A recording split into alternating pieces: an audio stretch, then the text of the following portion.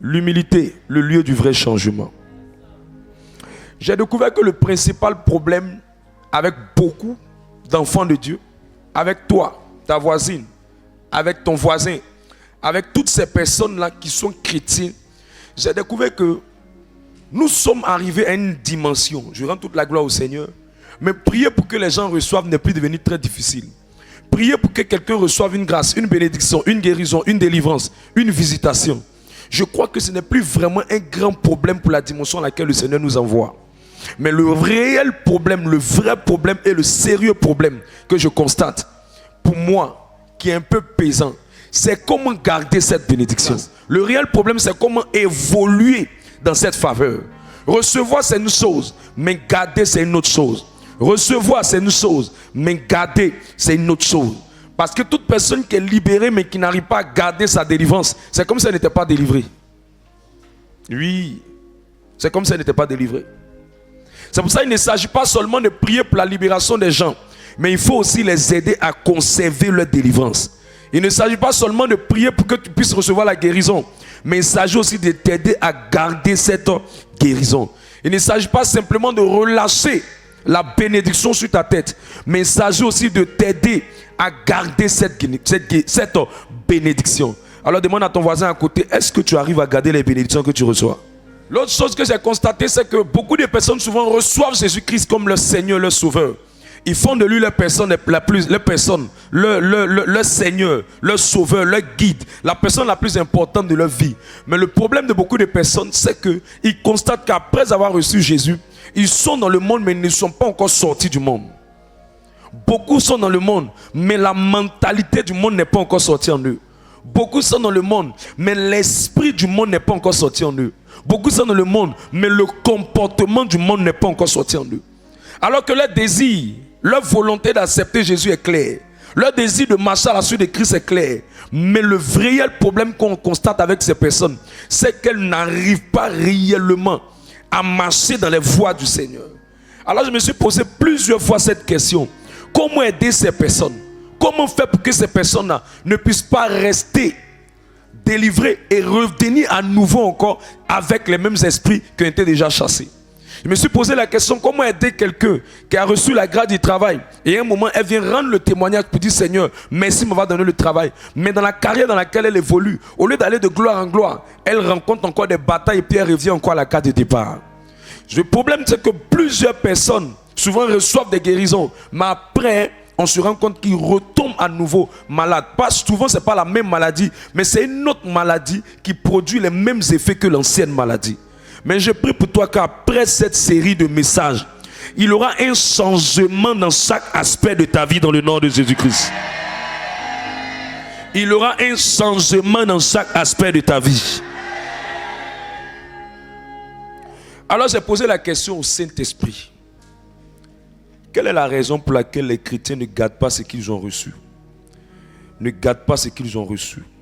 Ne gardent pas leur délivrance, ne gardent pas leur guérison, leur bénédiction, leur témoignage. Quelle est la raison qui fait ces choses? Éphésiens le chapitre 4, verset 22. Et il m'a donné la raison. Tu veux que je te partage ça, non? Dis-moi un amen puissant. Éphésiens 4, le verset 22. Eu égard à votre vie passée, du vieil homme qui se corrompt par les convoitises trompeuses. Il est en train d'expliquer ici que ces personnes ont une vieille nature. Et cette nature-là se corrompt par des convoitises qui sont trompeuses. Mais le réel problème, c'est que cette vieille nature, elle est toujours là et elle continue de les corrompre. En d'autres mots, tu peux remplacer le mot corrompre par elle continue de garder toujours l'ancien mode de vie. Tu peux remplacer corrompre par la nature est là, mais n'arrive pas à faire transiter l'ancienne nature vers la nouvelle nature.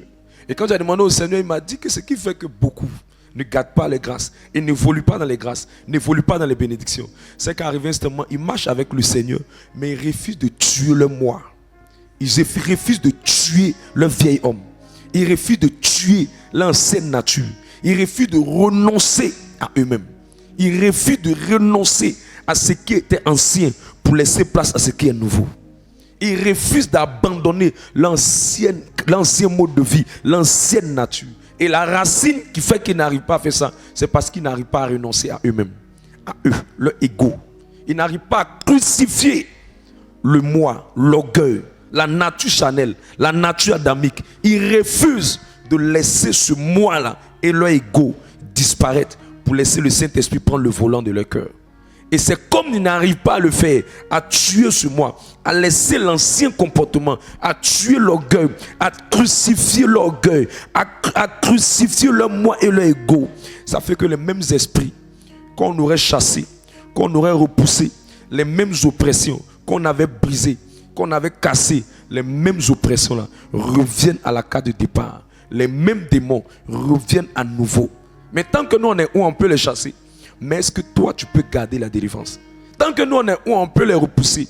Mais le but c'est pas de les repousser seulement. Le but c'est d'arriver à un niveau où tu peux garder cette délivrance, conserver cette santé, conserver cette paix, conserver cette bénédiction, conserver cette grâce. Et pour arriver à ça, il faut fermer la porte à tout ce qui va ramener l'esprit là dans ta vie, pour encore te ramener dans les anciennes addictions, pour encore te ramener dans les anciennes vies, pour encore te ramener dans les anciens péchés, pour encore te ramener dans les mauvaises habitudes que tu voulais laisser hier, et diminuer la bénédiction, faire reculer la gloire, faire reculer la grâce et finir par l'éteindre. Mais je refuse que cela t'arrive dans le nom de Jésus. Jean le chapitre 5 verset 14. Depuis, Jésus le trouva dans le temple et lui dit: voici, tu as été guéri, ne pêche plus, de peur qu'il ne t'arrive quelque chose de pire. Jésus a trouvé quelqu'un pour qui il a prié, qui était guéri. Et Jésus lui dit: toi là, tu as été maintenant guéri, tu as été maintenant libéré, tu as été maintenant restauré. Mais ce qu'il faut faire maintenant, ne pêche plus, de peur que ce qui va arriver après là soit grave, soit pire, soit dangereux, soit aggravé, que ta condition devienne misérable qu'avant. C'est pourquoi beaucoup de personnes qui disent: avant ça allait, mais à un moment donné, je me rends compte que ça ne va plus. Il y a beaucoup de personnes qui disent: hier, tout allait bien. Hier, je m'en sortais bien. Mais depuis un certain moment, j'ai l'impression que mes problèmes là sont revenus multipliés par 7. D'autres multipliés par 3. D'autres multipliés par 4. D'autres, ça commence à prendre encore plus de volume. Alors que la Bible dit que les sentiers du juste vont de gloire en gloire. Mais pourquoi Dieu peut dire que ses enfants doivent aller de gloire en gloire, mais les gens, eux, ils ne vont pas de gloire en gloire, mais ils vont de problème en problème, d'humiliation en humiliation, de pression en pression? Est-ce que Dieu ment? Non. C'est pourquoi Jésus lui a dit: tu as été libéré, tu as reçu le travail, tu as reçu la grâce, tu as reçu le miracle. Mais le vrai problème qui peut faire que ce que tu as reçu va se perdre, ce qui peut faire que la condition dans laquelle tu étais hier de maladie, si après elle revient, ça ne sera pas une petite maladie, mais elle sera une maladie plus grave. Alors ta responsabilité, c'est de faire tout pour ne pas retomber dans le péché, pour ne pas retomber dans les mêmes choses, pour ne pas retomber dans les mêmes faiblesses, pour ne pas retomber dans la même situation. Alors la clé pour ne pas perdre tout ce que Dieu met dans ta main, par sa puissance, par sa grâce et par sa main, c'est de tuer le moi et de grandir dans l'humilité. J'ai dit, la clé pour ne pas perdre tout ce que tu as reçu de la part de Dieu, tout ce que tu vas recevoir de la part de Dieu, tout ce qui est en train de venir depuis le ciel dans tes mains, pour ne pas perdre ça, il faut développer l'humilité en tuant le moi, en renonçant à ton orgueil, à ton moi, à ton ego et à ta personne. Le troisième test qui va nous expliquer ça encore. Matthieu le chapitre 12 verset 43 à 44. Jusqu'à 45 même tu peux aller avec ça. Matthieu 12, le verset 43. Lorsque l'esprit impur est sorti d'un Lorsque homme, l'esprit impur est sorti, il va par des lieux arides, cherchant du repos, il cherche du repos. Et il n'en trouve point. Et il n'en trouve point. Dis à ton voisin, les esprits cherchent à se reposer. Il ne faudrait pas que ce soit ton corps qui l'utilise. Il ne faut pas que ton corps soit son lieu de repos. Au nom de Jésus. Verset 44. Alors, il dit: je retournerai dans ma maison d'où je suis sorti. Sa tête dure. Toi, tu es sorti du corps de quelqu'un, tu dis que le corps est encore ta maison. Ta tête dure. Allons-y. Et quand il arrive, il la trouve vide, balayée et ornée. Balayée et ornée. il s'en va et il prend avec lui sept autres esprits plus méchants que lui. 7 autres esprits plus méchants que lui. On n'a pas dit 7 autres esprits simplement. Mais on dit 7 autres esprits plus méchants que lui. Écoutez, c'est une honte de dire que hier ça allait bien et puis maintenant ça ne va plus. Ça veut dire que les 7 autres esprits là sont revenus prendre contrôle de ta destinée. Mais je refuse que cela arrive dans ta vie encore. Je prie que cette révélation là te mette à l'abri de cette humiliation. Allons-y. Ils entrent dans la maison, s'y établissent. Et la dernière condition de cet homme est pire que la première. Il en sera de même pour cette génération méchante. Ça veut dire que ça va continuer jusqu'à notre génération. Mais je lève ma main du oint de l'Éternel, je prie que cela ne t'arrive pas.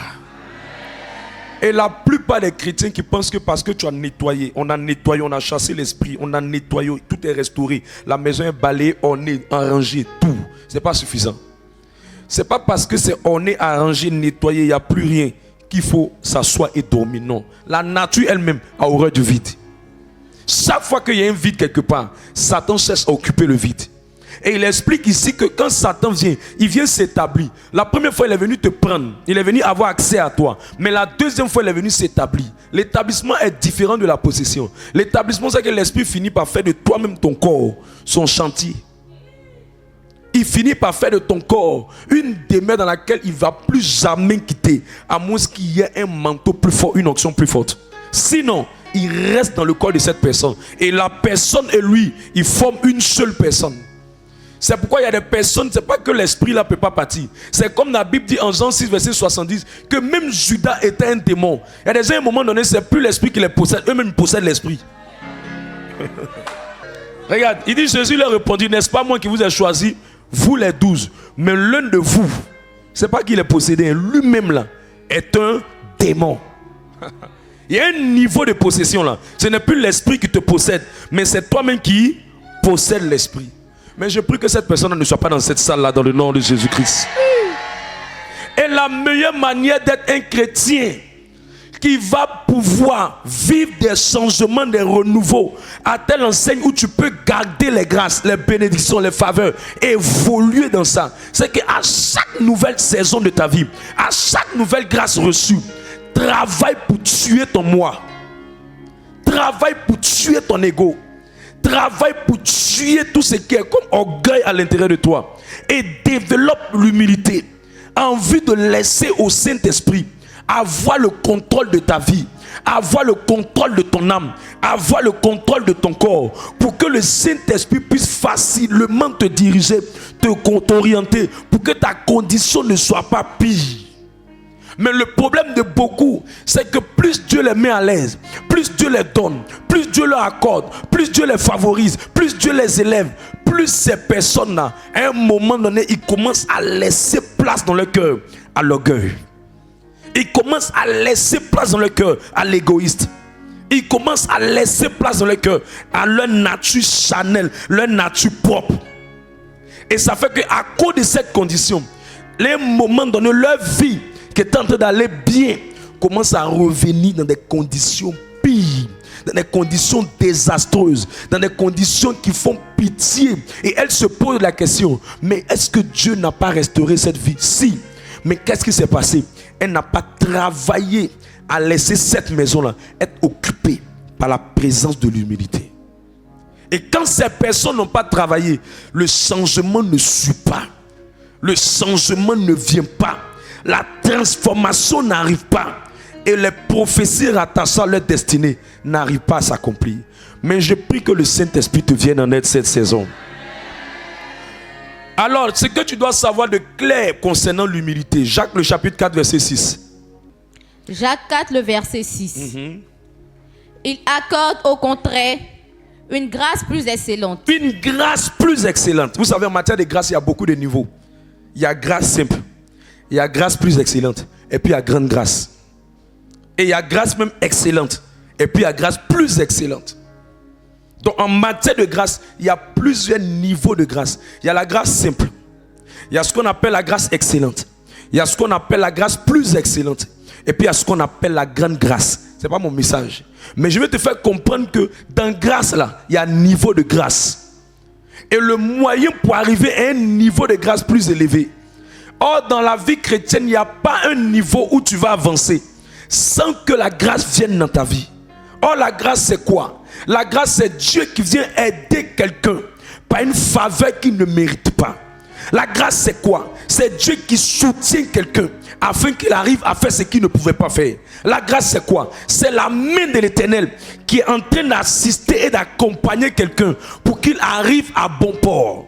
Et Dieu dit, pour que cette grâce, son aide vienne dans la vie de quelqu'un, c'est pas seulement parce qu'il a prié, mais c'est parce que cette personne a développé quelque chose. Continue le test. C'est pourquoi l'Écriture dit, Dieu résiste aux orgueilleux. Dieu résiste aux orgueilleux. Mais il fait grâce aux humbles. Mais il fait grâce à qui? Aux humbles. Donc cette grâce excellente là, Dieu la donne aux personnes qui sont humbles. C'est pourquoi une sainte de l'église, Mère Teresa disait, l'humilité est la mère de toutes les vertus. Même pour arriver à devenir un chrétien qui est bien dans la sanctification, il faut élever ton niveau d'humilité. Dans tout ce que nous faisons, l'humilité est la mère. Pour que quelqu'un change, la racine de son changement, c'est l'humilité. Pour que quelqu'un devienne meilleur, la racine pour qu'il devienne meilleur, c'est l'humilité. Même pour se marier, c'est l'humilité. La plupart des personnes qui rentrent dans le mariage, ce n'est jamais parce qu'ils sont les plus excellents, ils sont les plus courageux, ou elle est la plus belle, ou c'est le garçon le plus beau. Non, c'est parce qu'une grâce est venue sur lui. Mais cette grâce a été appréciée à partir de quoi? De son humilité. Si Dieu doit donner à quelqu'un de réussir sur cette terre, c'est l'humilité. Parce qu'il n'y a rien qu'on peut accomplir sur cette terre-là sans la grâce de Dieu. Mes amis, même pour construire, il faut être payé au salaire le plus élevé. Si Dieu ne t'aide pas, tu ne vas jamais avoir un immeuble dans ce pays-là. À moins que tu sois un voleur et un manipulateur. Il faut que Dieu t'accorde sa grâce. Même quand tu vas dire que j'ai l'argent et que je veux commencer à lever le mur, il faut que tu aies un bon gars qui va gérer ton chantier. Si tu n'as pas trouvé un bon entrepreneur, tu as un problème. Même en ce moment, pour trouver un bon terrain, pour que tu puisses commencer à lever un bâtiment dessus, dans le temps dans lequel on parle là, il faut te réveiller très tôt le matin. Il faut la grâce. Oh, Dieu dit que cette grâce-là vient par quoi? L'humilité. Pour que ton foyer soit en paix, il faut qu'un des deux, là, il y a un qui élève son niveau d'humilité. Sinon, si les deux ne sont pas humbles et que ce sont deux orgueilleux, il y aura toujours la tension et la guerre. Pour réussir dans les études, ce n'est pas qui est le plus brillant, c'est celui qui a grandi dans l'humilité. Parce que pour t'asseoir, pour écouter un professeur pour t'enseigner, pour t'asseoir, pour écouter un enseignant pour t'enseigner, il faut être rempli d'humilité. J'ai compris que même pour qu'une femme soit une excellente cuisinière, ce qui fait que la nourriture est douce, c'est l'humilité avec laquelle elle est en train de préparer la nourriture qui va rendre ça doux. Même pour qu'un patron soit apprécié afin qu'il fasse bien son travail, c'est parce qu'ils vont voir en ce patron-là, pas quelqu'un qui veut les exploiter, mais quelqu'un qui manifeste une grande humilité. Les gens ont envie de travailler pour lui. Même quand il n'a pas encore l'argent pour leur donner, ils sont prêts à faire le travail. Parce qu'ils ne voient pas quelqu'un qui veut abuser d'eux, mais ils voient quelqu'un qui développe l'humilité dans ses relations avec eux. Une femme qui tue avec une fille de ménage, je vous dis la vérité avec le temps, c'est beaucoup d'humilité. Si tu n'as pas d'humilité dans le temps dans lequel on est, toutes les filles de ménage, tu prends, elles vont te dire qu'elles sont frustrées. Et elles ne vont pas durer dans ta maison. Pour qu'une fille de ménage puisse durer dans la maison de quelqu'un, il faut qu'elle gère la personne avec beaucoup d'humilité. Parce qu'il n'y a rien qui t'oblige à te mettre au niveau de la personne pour parler. La seule chose qui va t'obliger à considérer la personne au même titre que toi, ton enfant, c'est l'humilité. Pour que quelqu'un même dise qu'il va faire quelque chose, il va être un bon, il va avoir les best-sellers en vente de livres et qu'il est un écrivain. Pourquoi on achète le maximum de son livre? C'est que quand les gens vont le voir dans ce qu'il fait, les gens vont remarquer en lui beaucoup d'humilité. Même si tu es une grande femme d'affaires et que tu vends des articles, ce qui va faire que tes articles vont marcher. À un moment, les gens vont venir parce que c'est doux. Mais ce qui va faire que les gens vont continuer de rester, c'est l'humilité. Dans ta manière de les prendre, dans ta manière de les gérer. L'humilité marche dans tout ce qu'on fait. L'humilité fonctionne dans tout ce qu'on fait. C'est pourquoi vous allez prendre même un boss. Le boss là, les gens peuvent avoir un gros diplôme. Celui qui va garder comme son bon petit, à qui peut apporter son aide, son soutien et l'aider dans ses besoins. Ce n'est pas le plus intelligent, ce n'est pas le plus diplômé, c'est celui qui va voir en lui beaucoup d'humilité lorsqu'il est en train de travailler avec cette personne. Mes amis, quand tu vois une patronne qui dit je laisse mon magasin à une fille, je laisse mon magasin à une personne, et puis elle est en France, elle est voyage, et puis elle met ça en la main à personne, c'est qu'elle a vu pour donner ça à cette personne, c'est l'humilité. Quand tu vois un homme qui a vu beaucoup de femmes, puis à un moment donné il est bloqué sur une femme, et puis il va la marier, ce qu'il a fait, malgré toute la beauté, c'est l'humilité. Dans tout ce qu'on fait, s'il n'y a pas l'humilité, tu ne vas pas aller quelque part. L'humilité est la racine pour avoir une évolution dans la vie. L'humilité est la racine pour avoir une paix dans le foyer. L'humilité est la racine pour réussir dans tes études. L'humilité est la racine pour réussir dans tes affaires. L'humilité est la racine pour avoir de bons collaborateurs et une bonne équipe avec laquelle travailler. C'est l'humilité. Les gens ne suivent pas les gens avec les mots. Les gens suivent les gens avec le cœur. S'ils voient l'humilité en toi, ils ont le courage de venir vers tes personnes. Quand les gens veulent voir si Dieu est quelque part, ils vont regarder le niveau d'humilité de la personne qui est en train de faire les choses. Il faut l'humilité dans tout ce qu'on fait. Je prie que l'humilité rentre dans le cœur de quelqu'un dans le nom de Jésus-Christ. Dieu est profondément touché quand il voit quelqu'un qui est humble. Profondément touché. Dieu aime les gens humbles. Quand il voit un orgueil, il lui rappelle Satan très vite. Psaume 138, verset 6. Dieu est profondément touché quand il voit quelqu'un qui est humble. Psaume 138, le verset 6. L'Éternel est élevé, il voit les humbles et il reconnaît de loin les orgueilleux. Vous voyez un peu? Quand l'Éternel voit les humbles, c'est comme si quelque chose le touche. Il est touché, il est élevé quand il voit les hommes. Mais quand il voit les orgueilleux, il s'éloigne d'eux. Dieu se rapproche davantage des gens qui ont beaucoup d'humilité. Vous voulez l'aide de Dieu? Cherchez l'humilité. Beaucoup de gens cèdent les diplômes. Les diplômes sont bons, hein? Mais associez à vos diplômes beaucoup d'humilité. Vous allez évoluer dans la grâce. Parce que la vie, là, à un moment donné, ce n'est pas qui est le plus intelligent. C'est celui qui transporte beaucoup de grâce. Or, le secret pour que tu aies bagage de grâce sur toi, c'est de grandir dans ton humilité. C'est de grandir dans ton humilité. Montrez-moi quelqu'un qui aujourd'hui est en train d'être élevé. Je vous montre quelqu'un qui hier est en train de faire des travaux. Quand on regarde le travail là, c'est un travail bizarre, un travail qu'il a mis, qu'il a baissé, qu'il a rabaissé, qu'il a dérangé. Il était soit en train de suer le salon quelque part. Il était soit en train de manger dans la maison de quelqu'un. Il était soit en train de servir quelqu'un dans une entreprise dans quelque part. Il était soit en train de faire les photocopies. C'est lui on a envoyé pour faire les courses. Et quand Dieu a vu une telle personne, plus tard, cette personne a été élevée. Il n'y a jamais d'élévation au hasard. C'est que vous voyez une élévation d'aujourd'hui. Ça a été toujours l'humilité que la personne a manifestée hier. Il n'y a pas quelqu'un qui sera élevé aujourd'hui qui n'a pas marché dans l'humilité hier. Et dans son humilité, quand il marchait dans cette humilité-là, il a vécu des choses que tu ne peux pas imaginer. Il a vécu des offenses, des frustrations, des rabais, des rejets. Mais dans toutes ces choses, il a gardé son cœur, il a décidé de toujours continuer de s'abaisser. Et quand Dieu a vu ça dans son attitude, cette personne-là, Dieu n'a pas tardé aussi de vouloir l'élever, cette personne. À la vie de quelqu'un que vous voyez élevé, il y a toujours des actions et des choses qu'il a vécues, qui l'ont rabaissé et qui ont travaillé en lui l'humilité. Il n'y a pas d'élévation, d'ascension, de gloire qu'on a donné à quelqu'un sans qu'on ait vu un niveau d'humilité en lui. Toute élévation qui est venue dans la vie de quelqu'un sans humilité, elle va toujours préparer la chute de cette personne. Toute élévation que tu vois dans la vie de quelqu'un, il est monté. La même personne qui est montée, si elle n'a pas travaillé son humilité, je vous dis, c'est une question de temps. Elle va revenir à la carte de départ. La frustration, c'est que l'humilité, quand tu refuses de rentrer dans l'humilité, l'humiliation va te punir. Quand tu refuses d'emprunter le chemin de l'humilité, l'humiliation va te poursuivre. Je préfère quelqu'un qui n'a jamais connu de travail, qui se bat. Dieu le garde dans l'humiliation. Dieu le garde dans des circonstances bizarres, dans le but de le rendre humble. Et puis après, Dieu l'élève. Mais quelqu'un qui a commencé à travailler, quelqu'un qui a commencé à bien manger, quelqu'un qui a commencé à vivre dans l'aisance, et puis un bon matin, Dieu le ramène à la carte de départ. Il n'y a pas quelque chose qui fait mal que ça. Ça crée ce qu'on appelle la folie de grandeur. Ça crée ce qu'on appelle les maladies de cœur. Ça crée des tensions. Parce que la peur de comment les gens vont penser de moi, comment je vais vivre, comment je vais gérer ça. Alors que tu as déjà goûté. Tu as déjà goûté la gloire. Tu as déjà goûté le succès. Tu as déjà goûté les bonnes conditions. Tu as déjà goûté te laver dans le baignoire. Et puis un bon matin, tu ne peux même pas payer tes charges. Et puis tu tentes de te retrouver dans un endroit où tu es obligé de te laver avec seau d'eau. Mes amis, toi qui te laves avec soda, tu trouves ça normal. Mais c'est parce que tu n'as pas encore goûté baignoire. Mais le jour où tu as goûté, tu vas voir ce que ça fait. C'est comme quelqu'un qui a beaucoup dormi dans le climatiseur.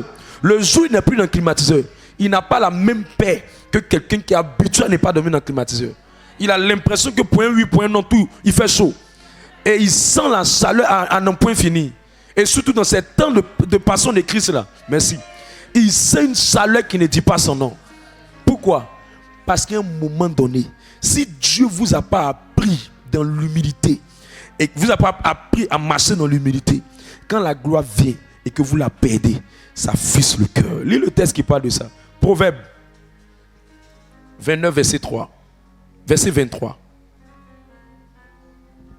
Seigneur, aide quelqu'un ici à être très humble dans le nom de Jésus-Christ. Très humble. Je ne sais pas comment ça fonctionne, mais les gens qui sont orgueilleux sont vilains. Au fait, l'orgueil te rend vilain. L'orgueil te rend vilain. Parce que tu ne te rends pas compte, ça te séduit toi-même. Ça te séduit. Ça te pousse même à poser des actions qui vont toi-même te détruire. L'orgueil. Allons-y, lis le texte. Proverbe 29, le verset 23. L'orgueil d'un homme l'abaisse, mais celui qui est humble d'esprit obtient la gloire. Il n'y a pas de gloire sans humilité. J'ai dit, il n'y a pas de gloire sans humilité. Le monsieur, tu vois aujourd'hui en train de se laver dans baignoire, en train d'avoir dans sa maison tout ce qu'il a, tout ce dont il a besoin. Yeah! Ce monsieur-là, il est en train de passer par tout genre de choses parce qu'il est en train de marcher dans l'humilité. Je te dis la vérité. Mais tous ceux qui ont sauté cette école, quand ils ont commencé à manifester l'orgueil les a baissés. Ils sont revenus derrière. Ils sont revenus dans la honte. Ils sont revenus dans l'humiliation. Ils sont revenus dans le rejet. Ils sont venus dans beaucoup de choses. Mais je refuse que cela t'arrive dans le nom de Jésus-Christ. Je refuse que cela t'arrive dans le nom de Jésus. Ah, voilà un texte qui m'énerve. Mais on va lire quand même le texte. Proverbe 11, verset 2. Quand vient l'orgueil, vient aussi l'ignominie. Tu vois comment le nom est ignominie. Tu vois comment c'est vilain. De toute façon, c'est vilain. Là. Ça veut dire quelque chose de vilain. Ça veut dire la honte. Et il y a un mot qu'on aime dire en tant qu'Ivoirien. Je ne sais pas si on dit ça dans d'autres pays. En tant qu'Ivoirien, là, on dit on m'ennie. Généralement, ignominie, là, ça parle aussi de ça. Quand tu commences à devenir orgueilleux, il y a quelque chose qui va te rappeler d'où tu viens. Il y a quelque chose qui va te rappeler d'où tu viens. C'est pas niveau. La vie n'est pas niveau. Hein. Ça te rappelle d'où tu viens. De la même manière que tu prends plaisir à rabaisser les gens, humilier les gens, je te dis, la honte sera ton partage très bientôt si tu ne changes pas. La honte, c'est ça qu'est l'ignominie.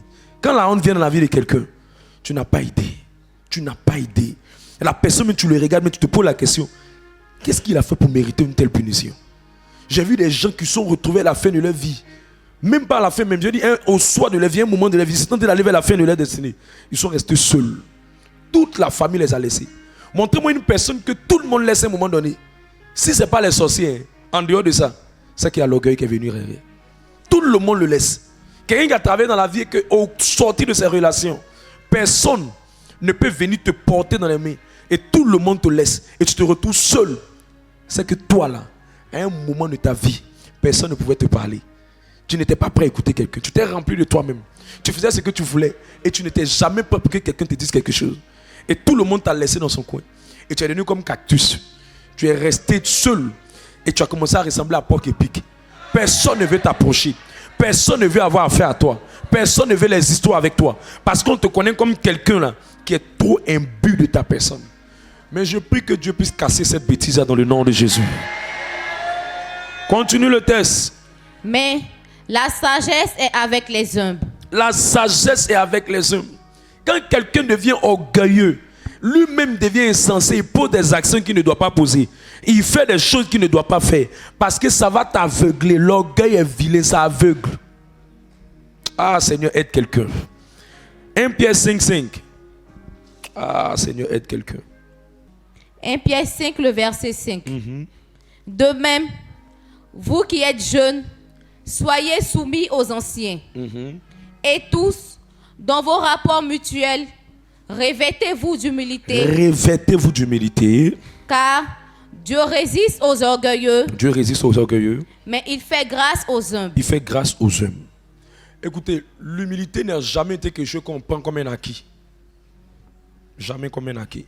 C'est pour ça qu'il dit revêtez-vous. C'est un vêtement que vous devez porter tous les jours. Tu ne peux jamais dire que parce que tu es humble, tu seras humble toujours. C'est un vêtement que tu dois toujours t'habiller. Quand tu sors, tu dois porter ça. Quand tu veux te coucher, il faut porter ça. Quand tu veux fonctionner avec les gens, il faut porter ça. Dans tes rapports avec les gens, il faut porter ça. C'est pour ça qu'il parle de vêtements de l'humilité. Pourquoi il dit ça?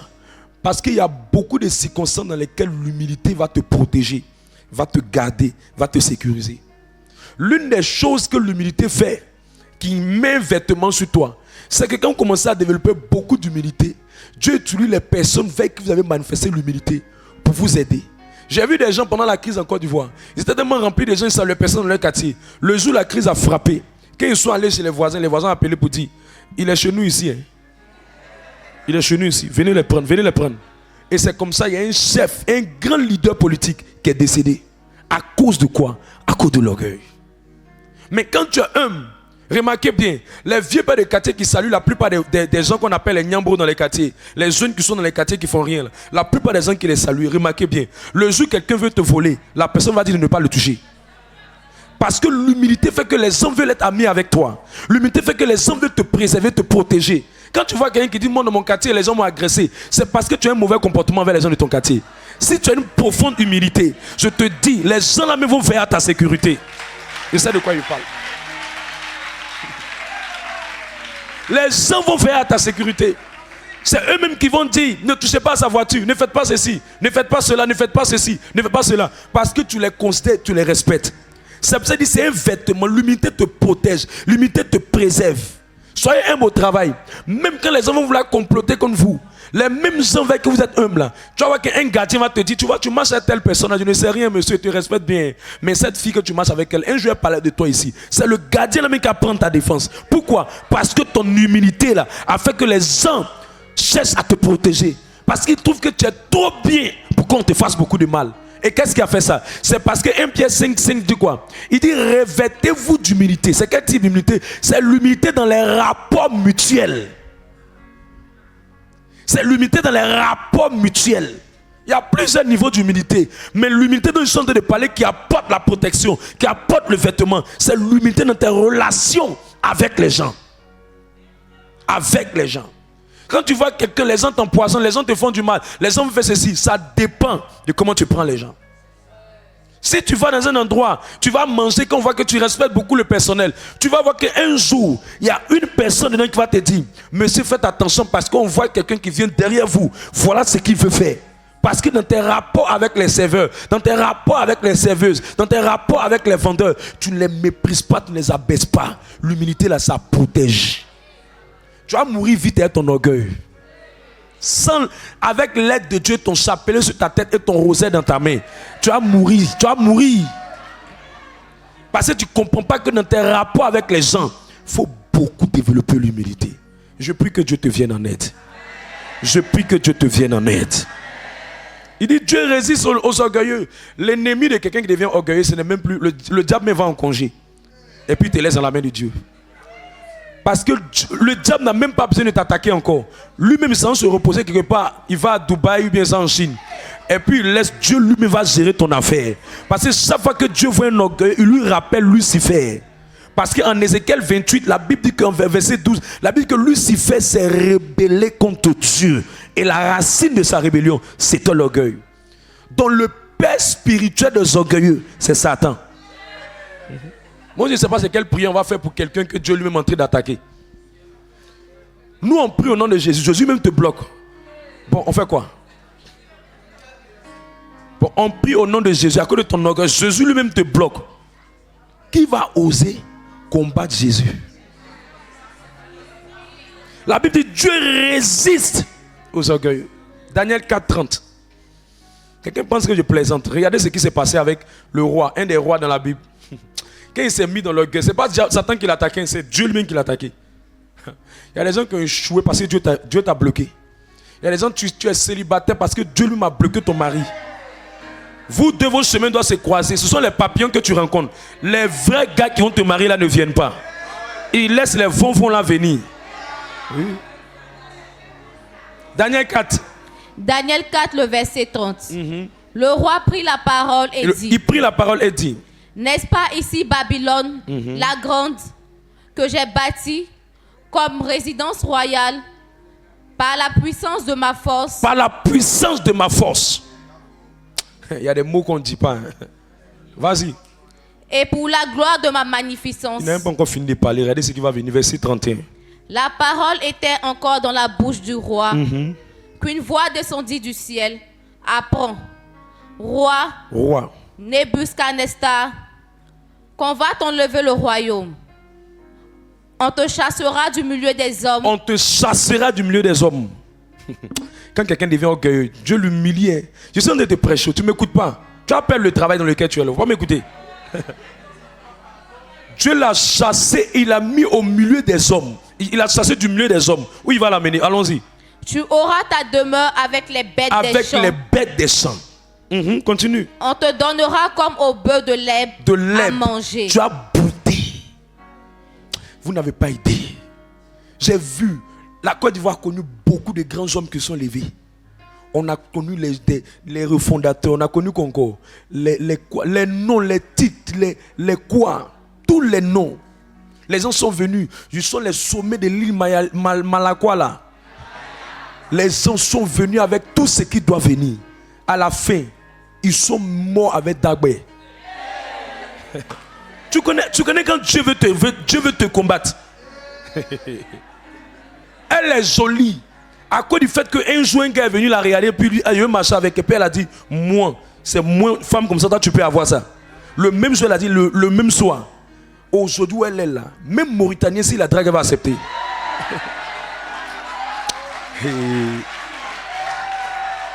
Quand Dieu décide de combattre quelqu'un qui est orgueilleux,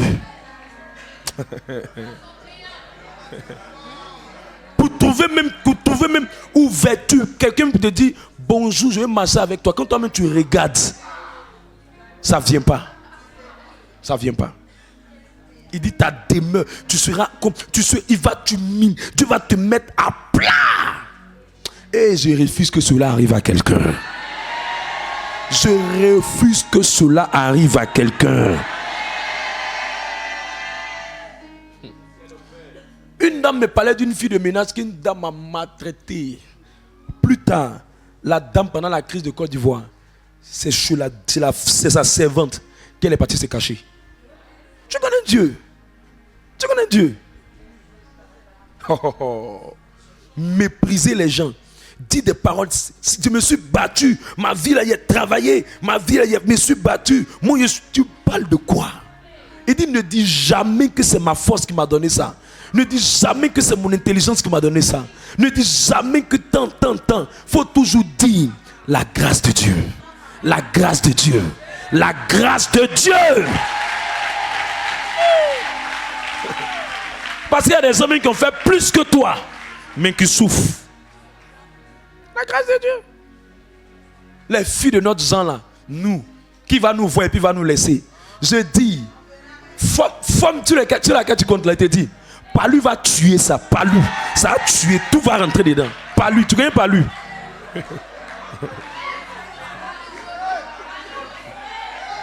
Tu es étonné, même tu portes tes habits, hein.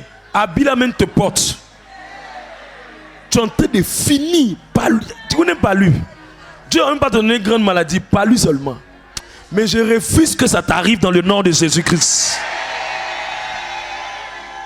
Mes amis, s'il vous plaît, fuyez l'orgueil comme Ivoirien fuit la pluie.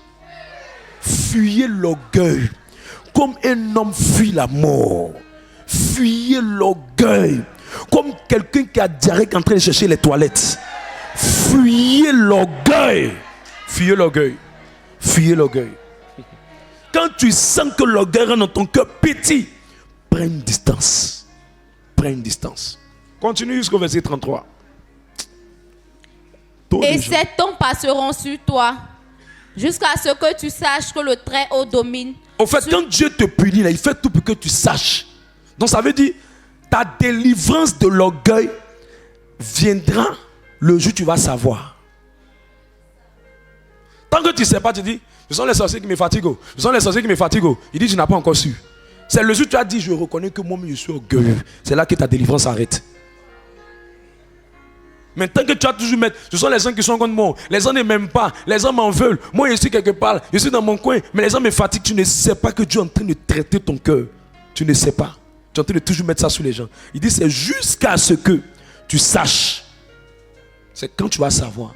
Ça veut dire que tant que tu ne sais pas, tant que tu ne prends pas conscience, tant que tu ne te relèves pas pour dire, j'ai compris maintenant que moi-même là, vrai là, mon cœur là, il y a orgueil dedans.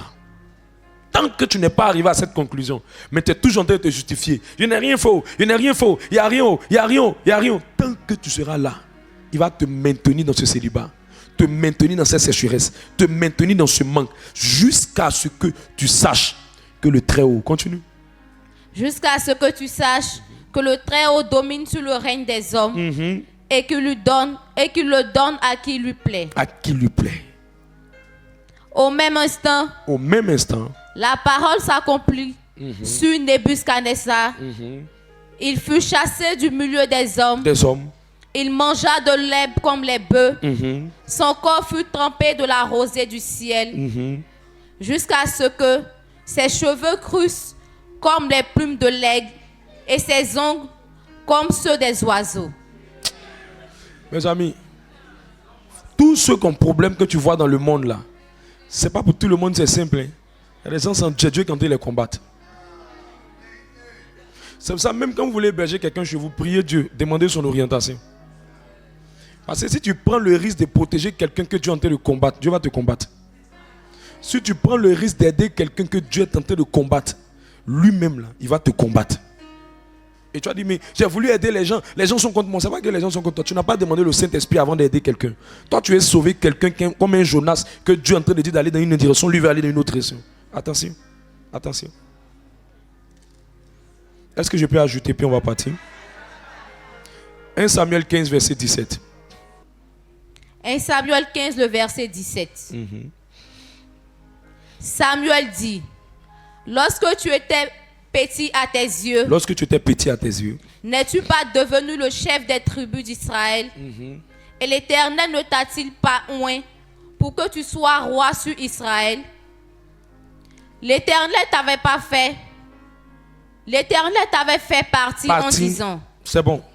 Au fait, Dieu est en train d'expliquer, Samuel est en train d'expliquer à Saül que quand tu étais petit à tes yeux, Dieu t'a élevé. Maintenant, demande à ton voisin, est-ce que tu es toujours petit à tes yeux?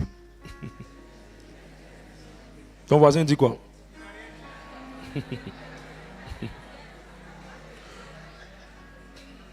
Alors, je te donne rapidement 4 vérités importantes sur l'humilité que tu dois comprendre. Et la semaine prochaine, nous allons commencer à expliquer comment concrètement je fais pour devenir humble. Quelqu'un est avec moi? Première vérité. L'humilité n'a rien à voir avec l'apparence extérieure. Ta chaussure peut être percée, mais tu es orgueilleux.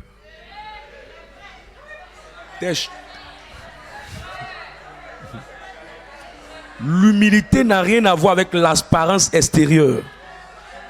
Ta chaussure peut être percée, mais tu es orgueilleux. C'est pas parce que tes cheveux ne sont pas lavés que ça veut dire que tu es humble. C'est pas parce que ta barbe pousse c'est sale que ça veut dire que tu es humble. Ça n'a rien à voir. Attacher au foulard ne veut pas dire que tu es humble. L'humilité, c'est une affaire de cœur. L'humilité, c'est une affaire de cœur, d'intérieur. Ce n'est pas une histoire de non. Comme tu portes les vieux habits, comme tu marches lentement, donc je suis humble.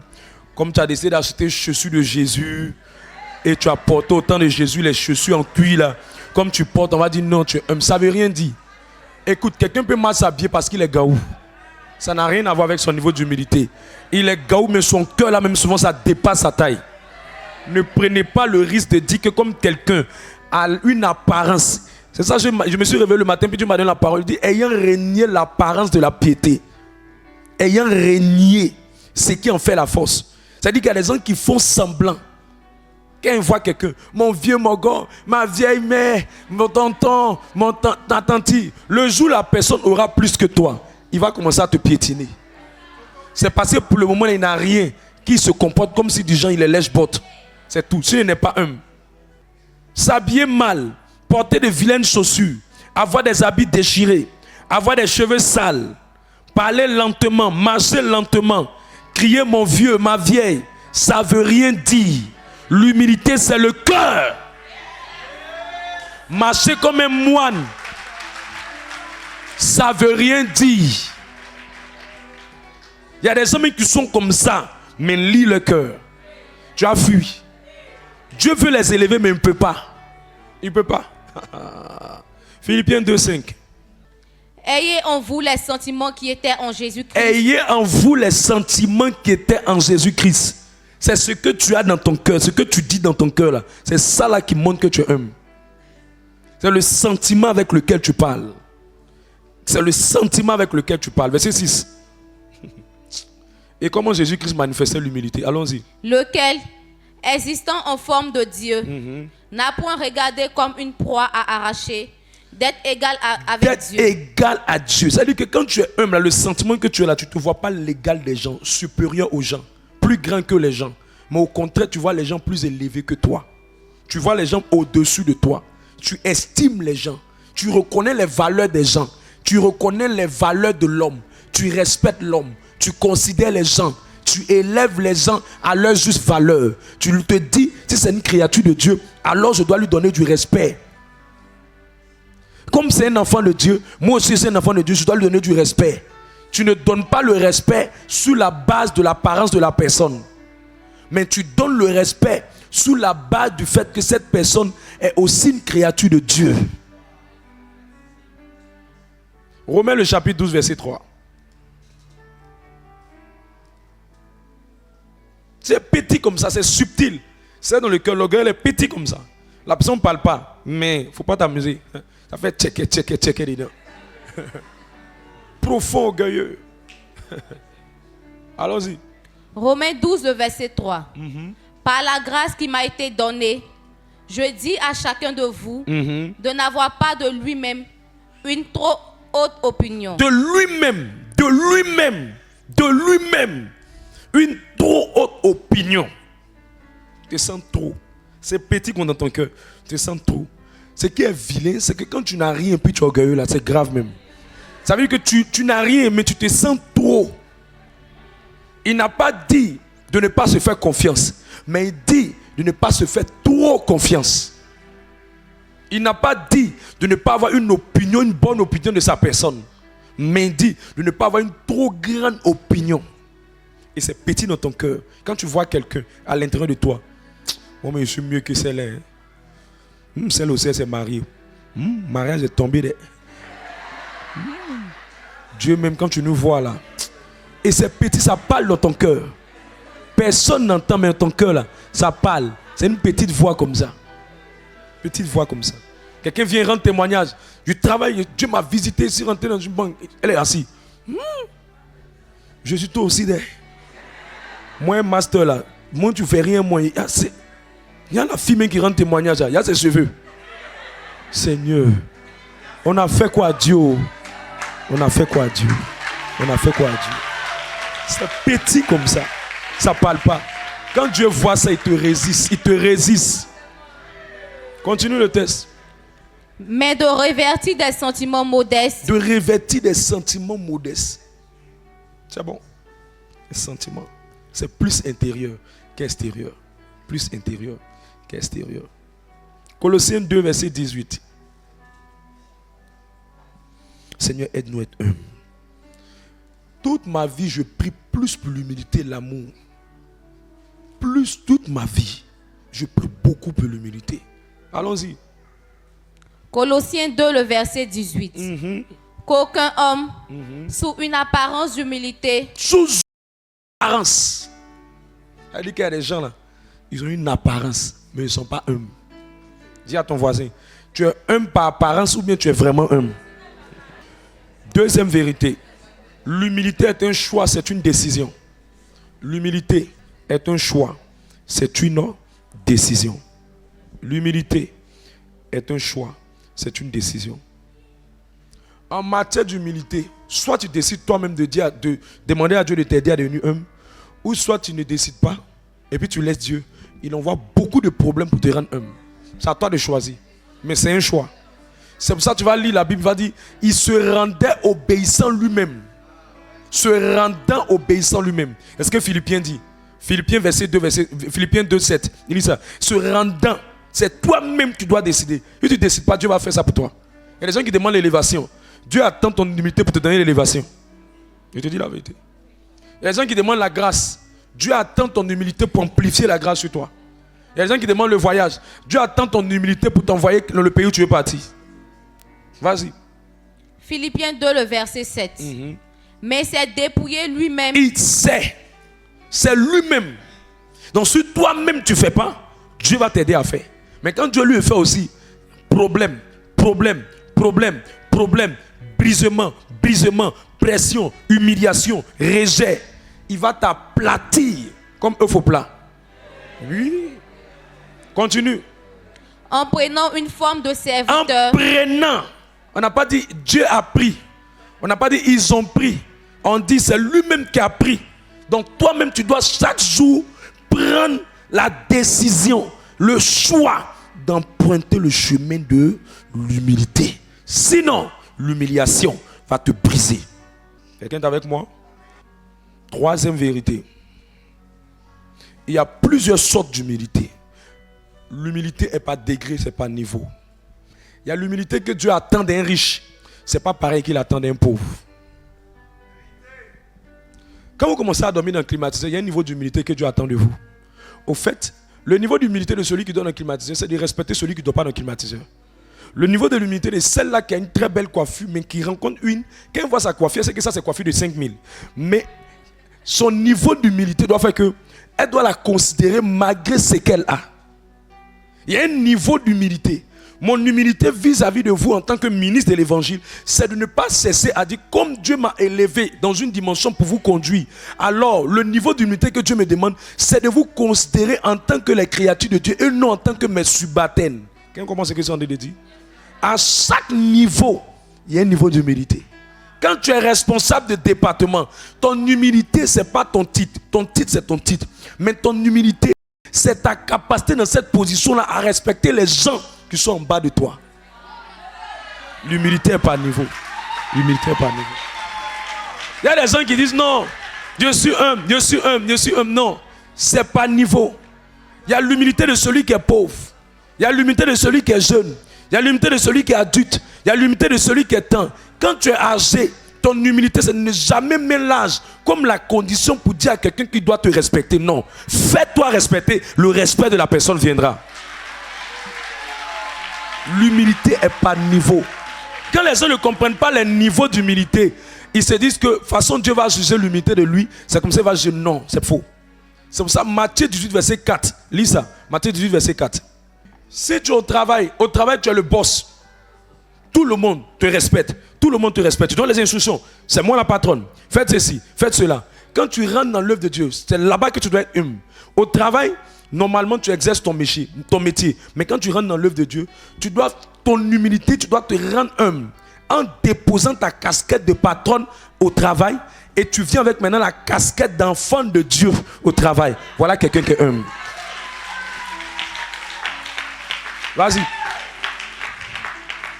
Matthieu 18, le verset 4. C'est pourquoi quiconque se rendra humble comme ce petit enfant. Se rendra. On n'a pas dit Dieu va le rendre. Il y a des gens qui ont dit, il faut travailler sur toi, tu es devenu humble. Non, Dieu n'a qu'à venir m'aider. Non. Toi-même, tu peux faire des efforts. Toi-même, tu peux faire des efforts. Se rendra humble comme quoi? Ce petit enfant. Ce petit enfant. Ça veut dire qu'il y a un type d'humilité là. Il y a un niveau d'humilité qu'on appelle l'humilité du petit enfant. Donc il y a plusieurs niveaux d'humilité dans votre domaine. Tu travailles quelque part, ta servante, elle est quittée au village pour venir. Ton humilité sur laquelle tu dois travailler n'est pas niveau. Comment est-ce que tu vas parler avec elle? Si tu peux la faire asseoir pour parler avec elle, ça veut dire que tu as montré à cette personne qu'elle aussi est un être humain, qu'elle aussi enfant de Dieu, qu'elle aussi une créature pour laquelle Dieu est mort à la croix. Tu l'as mis à un certain niveau, c'est que tu es humble. Parce que tu n'es pas obligé de le faire, étant donné que tu es supérieur à cette personne. Mais si tu te disciplines à le faire, tu es en train de travailler sur ton humilité. Tu es en train de te rendre humble. Ce n'est pas un niveau. Chaque niveau où vous vous trouvez, il y a un niveau d'humilité que Dieu attend de vous. Chaque degré de votre vie, il y a un degré d'humilité que Dieu attend. C'est pour ça que l'humilité d'aujourd'hui ne veut pas dire l'humilité de demain. Tu peux être humble, commencer simple en respectable, respectueux. Ton salaire augmente. Il y a un niveau d'humilité que Dieu va commencer à te demander. C'est pour ça que plus vous avancez dans la vie, plus vous avez l'exemple dans la vie, il y a un niveau d'humilité que Dieu attend. Saluez les voisins, saluez le vigile, saluez les gens qui sont bas de vous, c'est votre humilité. Mais saluez ceux qui sont égaux à vous. Les gens qui s'habillent bien comme vous, les gens qui sont propres comme vous, les gens qui sont présentables comme vous, ce n'est pas l'humilité. C'est ce qui est normal. Mais ce qui est difficile, c'est considérer ceux qui sont bas de vous. Ceux qui n'arrivent pas à avoir une voiture, ceux qui marchent, ceux qui ne sont pas dans les conditions dans lesquelles vous êtes. Mais malgré ça, vous leur donnez le respect. Vous pouvez les écouter, vous pouvez les considérer. Comment je fais pour élever mon niveau d'humilité? Rendez-vous le mercredi prochain. Que Dieu te bénisse.